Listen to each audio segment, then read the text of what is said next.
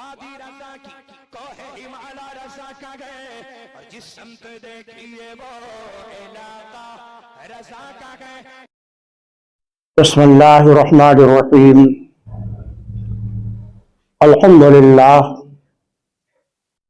الحمدللہ رب العالمین والصلاة والسلام علی سید المرسلین وعلی آلہ واصحابہ اجمعین.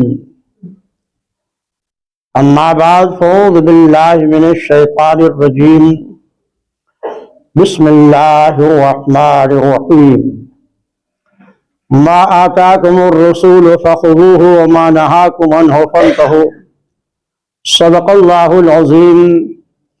وبلغنا رسوله النبی الامین الکریم ونحن على ذلك لمن الشاہدین والشاکرین والحمد للہ رب العالمین. معزز سامعین، نوجوان دوستو، عزیز بچوں، آئیے پہلے مورات مل کر آقائے دو جہاں، شہنشاہ کون مکان، رحمت عالم روح فدا صلی اللہ تعالی علیہ وسلم کی بارگاہ ناز میں ہدیہ درود و سلام پیش کر لیں. اللہم صلی علی سیدنا و نبینا مولانا محمد کما تحب ترضا بان تصلی علیہ صلاۃ و سلام علیک یا رسول اللہ صلی اللہ تعالی علیہ وسلم. معزز سامعین، اس کائنات میں دو ہی ایسی جماعتیں ہیں جنہیں پروردگار عالم نے معصوم بنایا ہے. معصوم یا تو انبیاء ہوتے ہیں اور یا فرشتے ہوتے ہیں. ان کے علاوہ اس کائنات میں کوئی بھی فرد شرعی معصوم نہیں ہے. معصوم کا مفہوم شریعت کی نظر میں یہ ہے کہ جس کی حفاظت کی ذمہ داری خود پروردگار عالم نے لے لیا ہو. اور وہ صرف دو ہی جماعتیں ہیں. فرشتے ہیں جن کی صفت ہی یہ ہے کہ لا یعصون ما امر اللہ، اللہ جو حکم دیتا ہے کبھی اس کے حکم کی نافرمانی وہ کرتے ہی نہیں ہیں.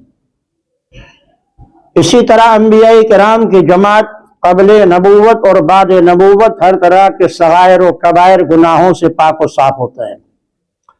اس لیے شریعت کی نظر میں کائنات میں صرف دو ہی جماعتیں معصوم ہیں، یا تو انبیاء ہیں اور یا فرشتے ہیں.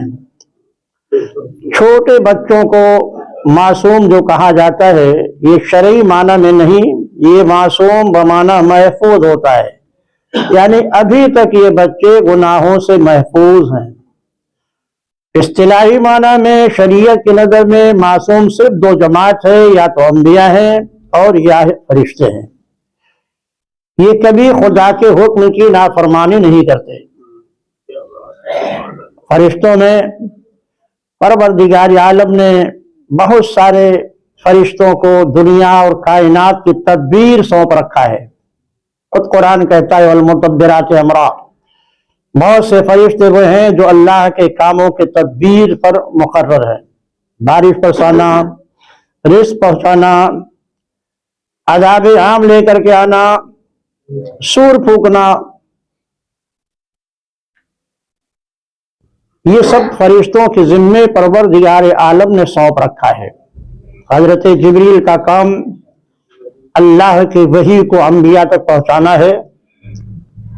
حضرت جبریل کا کام حکم الہی پر قوموں پر عذاب لے کے آنا ہے. حضرت میکائیل کا کام بارش برسانا، شادابی لانا، رزق کی تقسیم کرنا ہے. حضرت اسرافیل کا کام سور پھونکنا ہے. حضرت ملک الموت حضرت عزرائیل علیہ السلام کا کام روحوں کو قبض کرنا ہے. اور یہی آج کے مختصر سے وقت میں تقریر کا عنوان اور موضوع ہے. روحیں قبض کرنا یہ حضرت اسرائیل علیہ السلام کے ذمے ہے، مگر وہ روحوں کے قبض کرنے میں حکم الہی کے تابع ہیں، بغیر حکم الہی کے وہ کسی بھی ذی روح کے روح کو قبض نہیں کر سکتے، اور جب حکم ہو جاتا ہے تو اس میں تاخیر نہیں کرتے، اسی وقت حکم الہی پر عمل کرتے ہوئے روح کو قبض کر لیتے ہیں۔ ان کے ساتھ متعدد فرشتے ہوتے ہیں جو اس کام میں ان کی اعانت کرتے ہیں۔ مختلف حدیثوں پر نظر ڈالنے سے یہ بات روشن ہوتی ہے کہ تنہا روح قبض کرنے کے تو مامور وہی ہیں، مگر ان کی اعانت کے لیے فرشتوں کی جماعت موجود ہوتی ہے۔ مومنوں کی روح قبض کرنے کے لیے بھی ان کے معاون ہوتے ہیں، کافروں کی روح قبض کرنے کے لیے بھی ان کے معاون ہوتے ہیں۔ ایک حدیث پاک میں ہے کہ جب مومن کے روح کے قبض کرنے کا وقت آتا ہے تو فرشتوں کی پوری جماعت آ کر مومن کے سامنے بیٹھ جاتی ہے، نہایت صاف اور شفاف کپڑے میں ان کے جسم سے خوشبو پھوٹتی رہتی ہے۔ مومن انہیں دیکھتا ہے، جس سانس میں روح کے قبض کرنے کا حکم ہوتا ہے حضرت اسرائیل علیہ السلام تشریف لاتے ہیں اور روح کو حکم دیتے ہیں، وہ روح حکم الہی سنتے ہی نیکوں کی روح ہوتی ہے تو فوراً نکل آتی ہے، پھر اسے ریشم کے کپڑے میں لپیٹ کر ان فرشتوں کے حوالے کر دیتے ہیں جو ان کے معاون و مددگار ہوتے ہیں۔ اور جب اس روح کو لے کر آسمان کی طرف وہ فرشتے چلتے ہیں اور اس کی خوشبو فضاؤں میں بکھر جاتی ہے، اور فرشتے پوچھتے ہیں کہ یہ کس اللہ کے نیک بندے کی روح ہے، تو فرشتے تعارف کراتے ہیں، فلاں ابن فلاں ہے، یہاں تک کہ بارگاہ الہی میں وہ حاضر ہوتی ہے۔ فرشتے حاضر ہوتے ہیں روح لے کر، حکم الہی کے مطابق جہاں حکم ہوتا ہے انہیں رکھ دیتے ہیں، بعض کو اعلیٰ علیین میں، بعض کو جنت میں، بعض کو آب زمزم میں، بعض کو آزاد چھوڑ دیا جاتا ہے۔ مختلف مدارج کے حساب سے ان کے مختلف منازل ہوتے ہیں۔ بتانا یہ ہے کہ حضرت اسرائیل بھی حکم الہی کے تابع ہے، کبھی حکم الہی کی خلاف ورزی نہیں کر سکتے۔ ایسا نہیں ہو سکتا ہے کہ وہ کسی بندے کی غلط روح قبض کر لیں۔ باعث عبرت یہ واقعہ ہے کہ ایک مرتبہ پروردگار عالم نے حضرت اسرائیل علیہ السلام سے پوچھا جو ملک الموت ہے کہ آپ جاتے ہیں، بچوں کی روح قبض کرتے ہیں، بوڑھوں کی روح قبض کرتے ہیں، جوانوں کی روح قبض کرتے ہیں، تو یہ بتائیے گھر والے روتے رہتے ہیں، چیختے رہتے ہیں، چلاتے رہتے ہیں، تو آپ کو روح کے قبض کرنے میں کبھی رحم آتا ہے کہ نہیں؟ کبھی آپ کو ترس آتا ہے کہ نہیں آتا؟ انہوں نے بارگاہ رب العالمین میں عرض کیا، مولا جب تیرا حکم ہے کہ یہ کام کرنا ہے تو اس میں رحم اور ترس کھانے کا کوئی سوال ہی نہیں پیدا ہوتا ہے، کیونکہ ہم تیرے حکم کے تابع ہیں۔ تو نے حکم دیا، روح قبض کر لیا، چاہے جوان ہو، چاہے بچہ ہو، چاہے بوڑھا ہو۔ رب العالمین فرمایا پھر تم نے بے شمار لوگوں کی روح قبض کیے، کبھی تم کو ترس آیا، رحم آیا؟ کہا مولا کبھی نہیں، ہاں ایک بار مجھ کو خیال آتا ہے کہ ایک کشتی جو سواروں سے بھری ہوئی تھی سمندر میں داخل ہوئی، اور وہ کشتی لوگوں سے بھری ہوئی تھی۔ جب کشتی بیچ سمندر میں پہنچی تو تیرا حکم ہوا کہ کشتی کو تباہ کر دو اور کشتی میں جتنے لوگ ہیں ان سب کی روح قبض کر لو۔ حکم الہی پا کر میں نے کشتی کو توڑ پھوڑ دیا اور جتنے لوگ بیٹھے تھے سب کی روح قبض کر لی، مگر تیرا حکم تھا کہ اس کشتی میں جو عورت اپنے بچے کو گود میں لے کے بیٹھی ہے اس کی روح مت قبض کرنا۔ تو سب کی روحیں میں نے قبض کر لی، مگر ایک عورت جس کے گود میں دودھ پیتا بچہ تھا، تیرا حکم تھا کہ اس کی روح قبض نہ کرنا۔ تو اس وقت میں اس کو خیال آیا کاش اس وقت ان لوگوں کی روح کی قبض کرنے کا حکم نہ ہوتا، کیونکہ یہ تو بھی سمندر میں اور یہ بچہ جو ماں کے گود میں ہے، مگر مولا تیرا حکم تھا، کشتی کو توڑ دیا، تمام لوگوں کی روحوں کو قبض کر لیا، اور تیرے حکم کے مطابق میں نے اس عورت اور بچے کی روح کو قبض نہیں کیا۔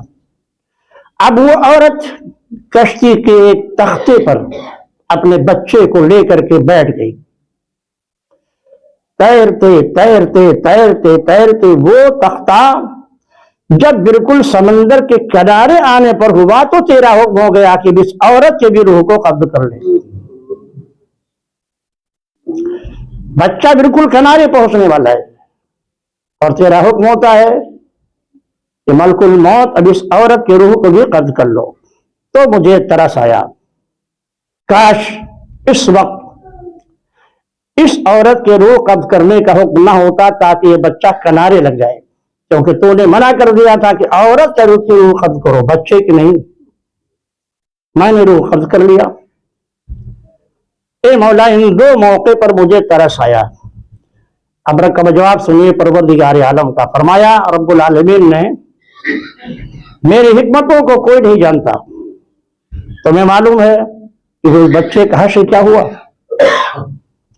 وہ بچہ جب کنارے تیرتا ہوا پہنچا تو وہیں پر ایک دھوبی اپنا کپڑا دھل رہا تھا۔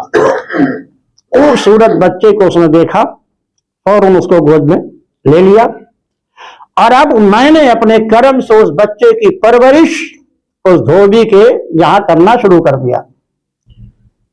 تمہیں ترس آیا تھا لیکن حکمتوں سے تم واقف نہیں ہو۔ اس طرح اس بچے کو میں نے بچایا، میرا بچانا اس کا کرم بالائے کرم تھا۔ اس دھوبی نے اس بچے کو پالا پوشا، تعلیم دی، بہترین صلاحیت کا اسے میں نے مالک بنایا، نعمتوں سے میں نے اس کو اتنا نوازا کہ وہ اپنے زمانے کا شہنشاہ ہو گیا۔ وہی بچہ جس کو میرے کرم نے بچایا تھا، مگر میں کیسے امتحانات لیتا ہوں سنو۔ وہ بچہ جب شہنشاہ بن گیا، تاریخ عالم میں اسی کو بخت نصر کہا جاتا ہے، جس کا اصل نام شداد ہے۔ اللہ کی حکمتیں دیکھیے، رب العالمین نے فرمایا پھر وہ دنیا بھر کا بادشاہ ہوا، ایک صوبے ایک ملک نہیں۔ اس سے پہلے بھی ہم بتا چکے ہیں کہ پوری دنیا میں حکومت 4 شہنشاہوں نے کی ہے، جن میں 2 کافر تھے، 2 مسلمان۔ ایک تو بخت نصر ہے جو کافر تھا، دوسرا نمروز ابن کنعان ہے جس کو نمرود کہا جاتا ہے۔ یہ دونوں کافر تھے جنہوں نے پوری دنیا میں حکومت کی ہے، اور 2 مسلمان، ایک حضرت سیدنا سلیمان علیہ السلام اور دوسرے حضرت اسکندر ذوالقرنین، جن کی حکومت پورے دنیا پہ ہوئی ہے۔ اللہ تعالیٰ نے فرمایا کہ وہ ملک الموت، وہ بادشاہ ہوا، پورے دنیا کمانے اتنی نعمتیں اسے دے دی، لیکن میری حکمتوں کو کوئی نہیں جانتا۔ میں نے اس کو آزمائش میں ڈالا، شہنشاہ ہو جانے کے بعد بھی وہ اتنا مغرور ہو گیا، اتنا متکبر ہو گیا کہ اس نے میرے جنت کے مقابل میں دنیا میں جنت کی تعمیر کر دی۔ شداد کی جنت مشہور ہے، آپ نے سنا ہوگا کہانیوں میں بھی اور مسلوں میں بھی۔ اور جب جنت اس نے بنا کر کے تیار کر لی، گھوڑے پر سوار ہو کر اپنی جنت کو مشاہدہ کرنے کے لیے جا رہا تھا، جیسی اپنے جنت کے دروازے پہ پہنچا اور گھوڑے نے 2 قدم اندر رکھا، 2 قدم باہر، میرا حکم ہوا کہ اس کی روح کو قبض کر دو۔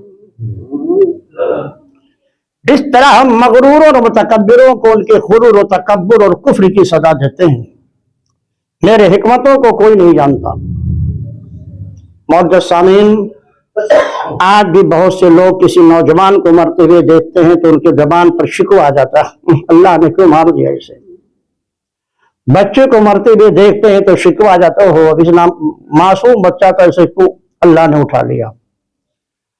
اسرار عالم سے وہی واقف ہے، وہی خالق کائنات و خالق و مالک ہے کہ اسرافیل نے اس کے مولا بے شک تیری حکمتوں کو تیرے سوا کوئی نہیں جانتا۔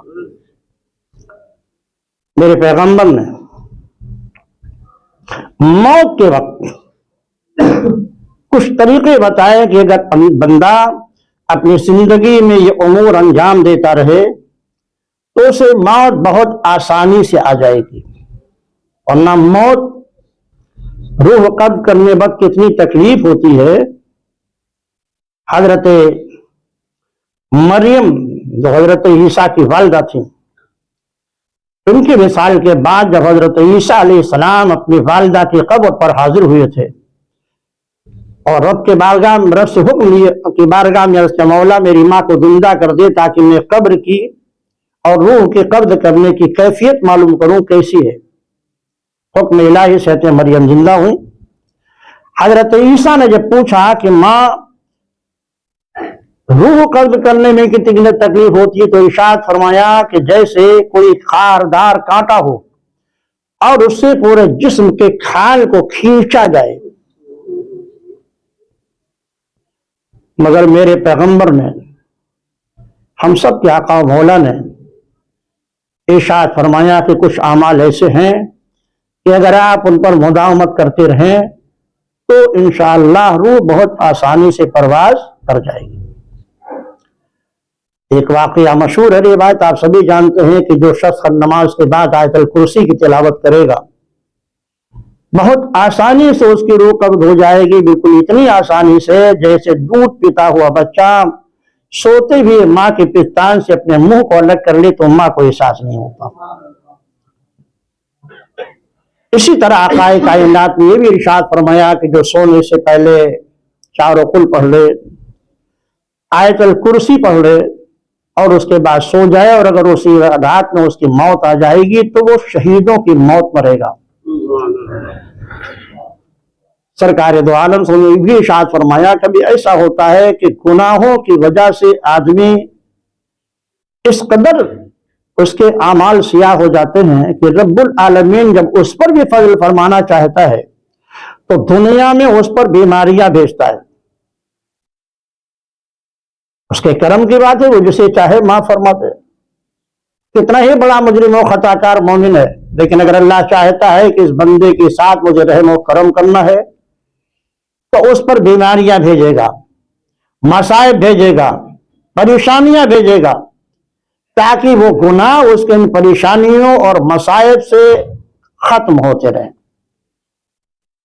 حدیث شریف میں ہے کہ اگر ایک کانٹا بھی مومن کو چبھتا ہے تو بھی اس کے گناہوں کا کفارہ بن جاتا ہے۔ تو جب بڑی بڑی مصیبتیں اللہ اپنے بندے پہ ڈال دیتا ہے، وہ مومن ہے، تو اللہ کے کرم سے جو اس کا فضل ہے کہ وہ اس بندے کے گناہوں کو انہیں بیماریوں کی وجہ سے اور مصائب و آلام و پریشانیوں پر صبر کرنے کی وجہ سے اللہ ان کے گناہوں کو معاف فرما دیتا ہے۔